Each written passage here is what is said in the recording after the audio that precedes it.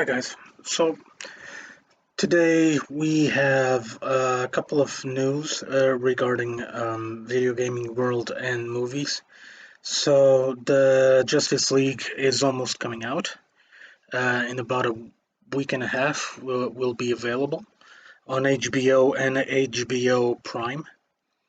Let's hope for the best with that movie. And there were a couple of speculations around that because a new Superman movie was actually teased by Warner Brothers. So they want to reboot Zack Snyder's universe all together. So while they're advancing with the Snyder Cut, they're already killing it. That's a bad move, and that's a stupid move from Warner Brothers. If they want to just shove a knife on the back of Zack Snyder, that's a way to do it, actually. And if they want to completely ignore the fans, that the large majority, the vast majority, wants Henry Cavill again as Superman with Man of Steel 2, now they're rebooting everything, new actor, new everything. We're tired of that. I don't believe it will work. I don't believe people will care about a new movie because the people want stability. They don't want reboots every year or so. We already had a sort of a reboot with the new Batman movie that it's coming out. We had a new reboot with the Joker that it went nowhere. And we still have the so-called DCEU, which is DC Expanded Universe, Zack Snyder's DC Universe, and Pat Jenkins and a couple of other directors that did Shazam, are doing Flash at the moment. But it is what it is. It is what it is. If the fans really band together, I do believe that Warner Brothers can be dissuaded on releasing this abomination. But let's hope for the best. So, in the video gaming world, let's start with the obvious. So Sony and Microsoft are still having a lot of problems releasing their products onto the market. And by their products, I mean the PlayStation Series X and this PlayStation Series, the Xbox Series X and the PlayStation 5. The Xbox Series S is also having supply problems, so we'll keep a close eye on that. There are still a couple of places in Portugal that you can actually buy one. There are a couple of places on the UK that you can buy a Series S. But at the moment, Series X, Xbox Series X, and PlayStation 5 are sold out around the world. I'm not joking. Their top product, their benchmark products, are sold out and they have no way to turn up with more devices. So we have here an image of the PlayStation 5, but at the moment it's completely sold out. No, the retailers have absolutely no idea when they will have a new supply. Really small restocks have turned up around the world and certain retailers, but this is not the way to do it. This only shows that they weren't prepared, completely prepared to launch these devices. They created them, cool. They designed them, cool, but they didn't have the resources to um, meet the demand. And this shows two things: that they weren't prepared, and frankly, they're quite concerning. Both Microsoft and PlayStation, they weren't ready with anything, and basically, they let's just say they don't really care about the fans. The fans are what makes these brands, Sony and PlayStation. Again, I'm sorry about the noises, but I don't have a way to completely control this. I'm still working out of my house, and the studio that I've been mounting is still being used by my daughters because we are still on lockdown.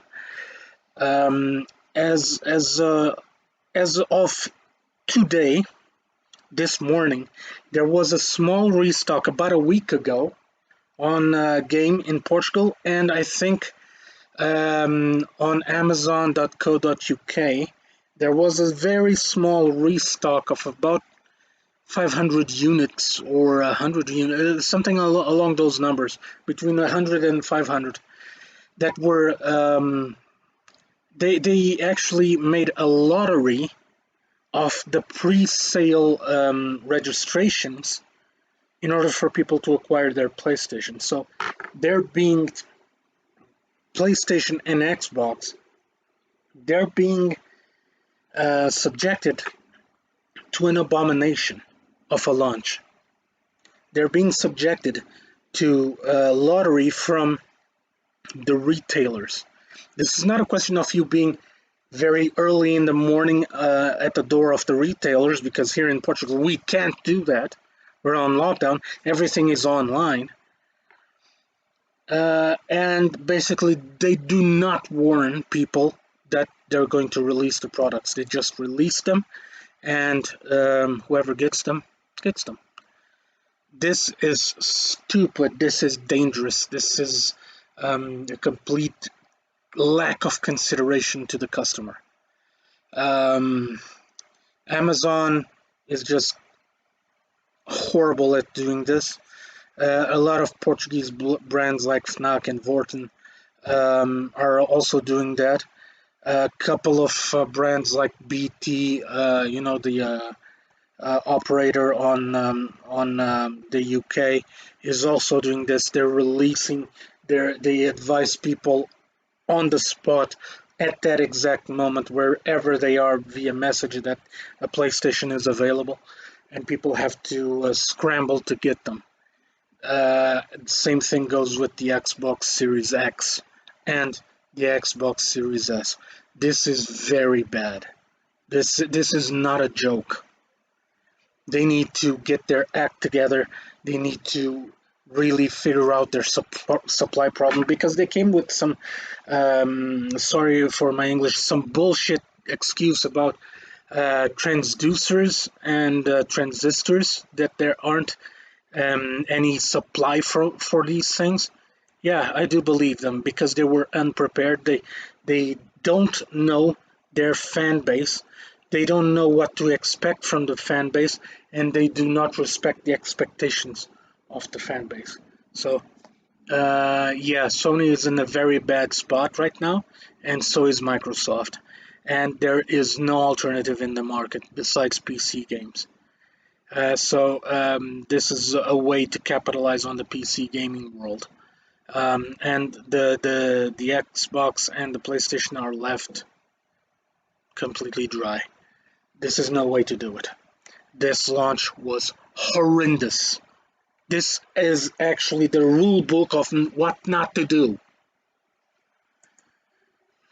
Now, let's go with the abomination that Sony announced today.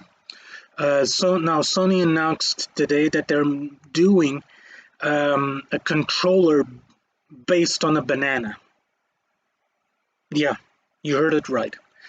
A controller that it will be in the shape of a banana, in order for you to control your games. What is wrong with this idea? Well, with the supply of PlayStation 5s marginally stupid, I'm sorry, this is stupid. They should focus their entire operation on getting the supply to the customers, not this crap. This is useless. How good is a gaming controller if we can't get the fucking PlayStations? And here's another example how it will work. See, this is an actual diagram released by Sony. They're not joking. They're releasing this crap. I don't know. if they're just teasing us, if they weren't prepared and now they're just, okay, let's release something so they can be bamboozled into continuing on being our fans. Well, no. Another news, finally, ULED tattoos are being researched in a concerted effort, which means, um, sorry about the noise, as I said, working out of home is not easy. Um, ULED tattoos are being researched as we speak. So what does this mean?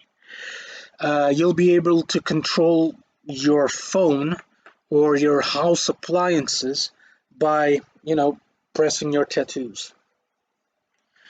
Um, this was bound to happen. This is a technology that was already on the test phases and actually being researched since I'm not joking about this, since the early 90s that this was actually being researched. Now, uh, this is what I expect. Whenever I press one of those spaceships, yeah, I want an X-wing to drop from the sky to pick me up wherever I am. So, on other news, Naughty Dog has been teasing this entire week on new announcements, and it's not a new announcement, is new announcements, which means new games coming from that producer. If it is a new Uncharted, could be. If it is a new Last of Us, doubtful, because we just had Last of Us Part 2 released not too long ago. It's still being um reviewed by a lot of software reviewers, and it's still on the prizes because it's been nominated for a couple of BAFTAs this year. So we'll keep our ear to the ground here to whatever they will announce. Now, San Diego Comic-Con has been postponed to next year. Because of the COVID-19 pandemic, most of the Comic-Cons will either be digital or they will be completely postponed. We do believe that the the Las Vegas one, Comic Con, will be completely digital. Now, San Diego has only announced the postponing to next year. If they will still do it this year via digital form, it is unclear at this point. So these were the news for today, guys, for this week.